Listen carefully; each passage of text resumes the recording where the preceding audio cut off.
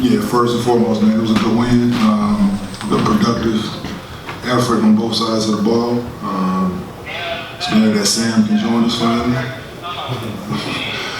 No, it's a good win versus a good team. They were 3-0 coming into it, so this was a must-win for us in order to have a chance to at even making the playoffs. So my guys responded. So with that, take some questions.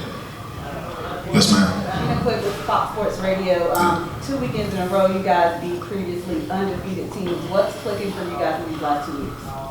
I think we had a little practice time, put a few plays in, and just challenging the guys. Let them know that these last couple games have been must-win. In the Big Three, if you start 0-3, you're pretty much out of it. So just challenging the guys, and the guys responding. Coming out versus good teams, like you said, previous undefeated.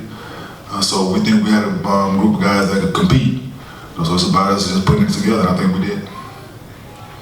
Coach down, Mr. Redmond. Here in the middle.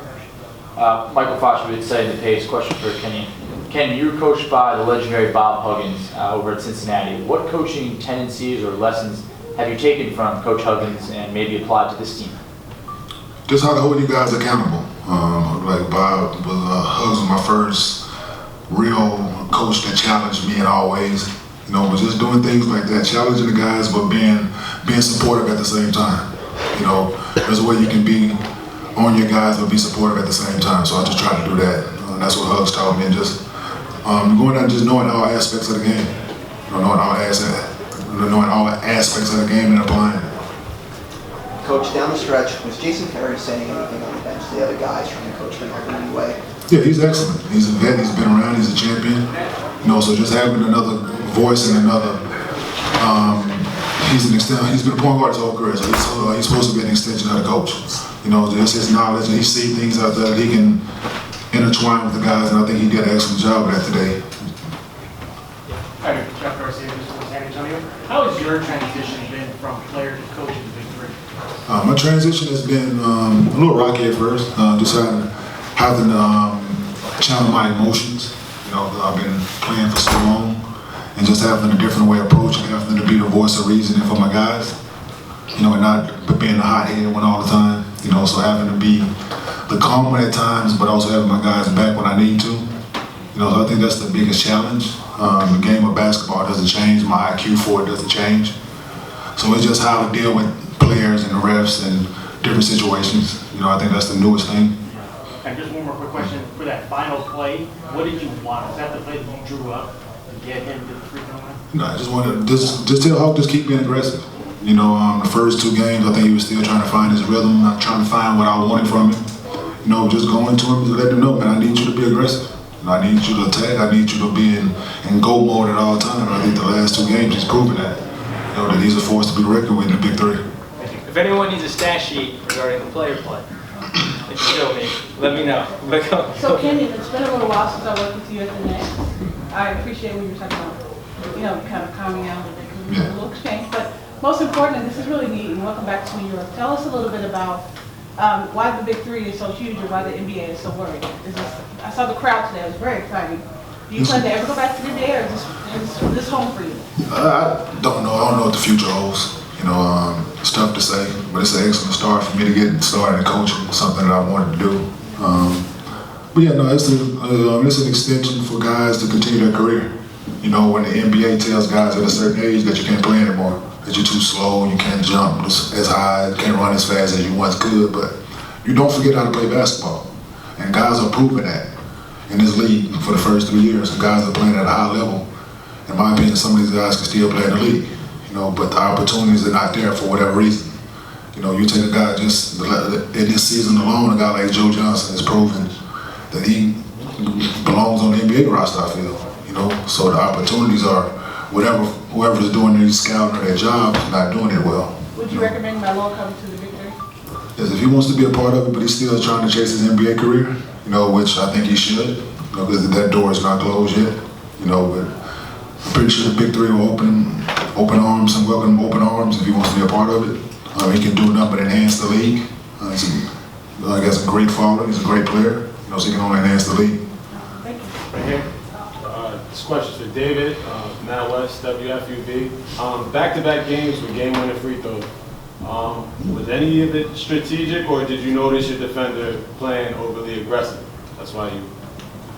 Well, last game we was just attacking and got fouled and going to the line trying to knock down a free throw. Today, I know he was playing me for the drive, so I was just planning on trying to get him in the air if I could. But if I didn't get the shot, I had the pass ready because everybody was thinking in. So once he left his feet, I just jumped to him.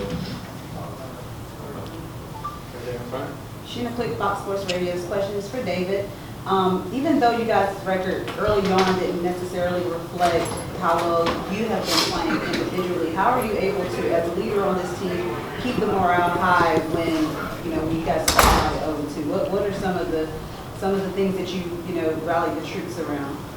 Well, starting out 0-2, it wasn't a good feeling, but the leader of this team is James White. He's been here for 3 years. He won a championship here, but he's I've known James since I was 12 years old, good friend of mine. So to play alongside of him and know how we push each other to be better. Sam Young, also from my hometown.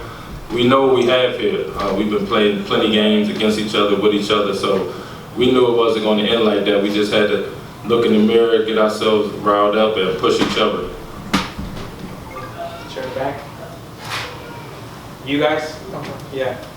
Jared Slower, Big 3 News. This is a question for all you guys. What was it like playing in front of the New York crowd? And talk about how the late game atmosphere reflects what New York and the Big 3 is all about. I think with the best crowd we've had so far. I mean, New York is a basketball mecca, and they always going to come out and support. They know what they're watching. To me, it gave me the same feeling as the first year.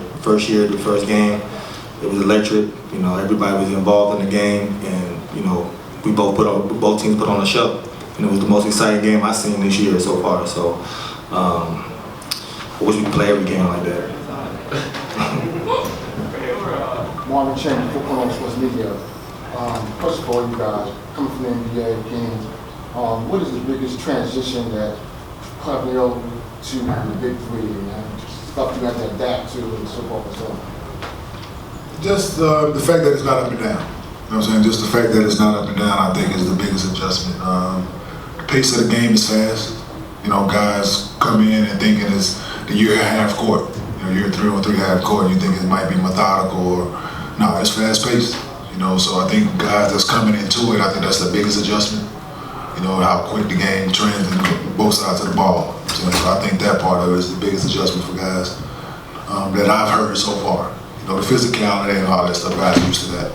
But I think the fast pace of the game, I think, is the biggest adjustment that we can take because it's half court.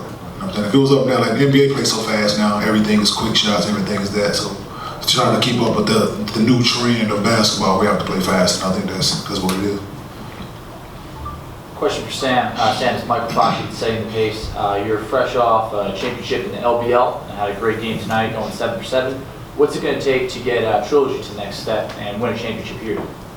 Let's do a lot of the same things that we did tonight. I mean, I just think that today we played. Everybody contributed. Everybody just kind of brought their A game. And I feel like early on, as far as me, I had to find different ways to get my rhythm, different ways to kind of get in the game and find where I can be useful and how I can be more efficient to my teammates. Thank you. I'll take this one. Questions for all of you guys. You guys overcame that late game run. What was key to overcoming that? And what was the mentality that we got? Us two have been in it before. We was on the court. Sam's new, but we know it's a game of runs pretty much, and you can get hot at any time. You miss a couple shots and they make some, then it's tight game. So we just got to stay focused and continue to do what we're doing and keep the same energy on defense. They made some tough shots, but we had to come back and get to what we was doing and get the lead, and that was attacking. And we got Hawk the ball, Sam the ball, and Hawk was able to finish because he was in attack mode. And we couldn't settle for jumpers at the end, so that was a big difference. Question for Kenyon. You're seeing a lot of NBA guys now that you played against, or about retiring in the NBA. Tony Parker, he's one. Any efforts to try to get him? Well, if he wants to be a part of it, man, I'm not the recruit.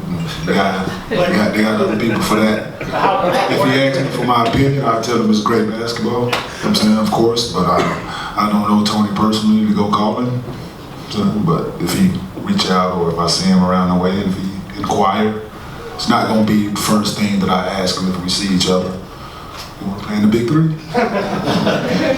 No, it's not an icebreaker. Hey, how you been? How's the wife? How's the kids? Want to play in the Big Three? But it would be a nice injection of Yeah, no, there's a lot of guys, man. There's a lot of guys that's getting done with their careers. You know, that could be beneficial to the Big Three.